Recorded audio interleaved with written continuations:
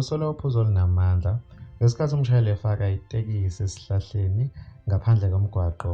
Umbukeli angibingelela kanti engikuphatheleza nakuleli hora zimi kanje. Abe-IPSS Medical Rescue bathole ucingo lapho khona kubekwa khona ukuthi umshayeli wetekisi usezithele phezulu esihlahleni emgwaqeni u-R614. Kubekwa ukuthi abantu abangu-80 bathole balimele ngendlela ebucayi, kanti umbukeli umshayeli kubekwa ukuthi uhlulekile ukulawula itekisi wabese wazithela esihlahleni esikhulu ebesiseduze nomgwaqo. Wembukela bezimo eziphuthumayo babese babizela endaweni yesigameko. Ilapho khona bafica abantu abangu-80 balimale kanzima, abangu-2 balimale kakhulu, kanti kubese bonke abalimele baphuthunyiswa esibhedlela esiseduze ukuyothola usizo oluphuthumayo. Wembukeli bekuyizona-ke lezo bengikuphatheleze nakuleli hora. Bekuva lakho ku-comment section.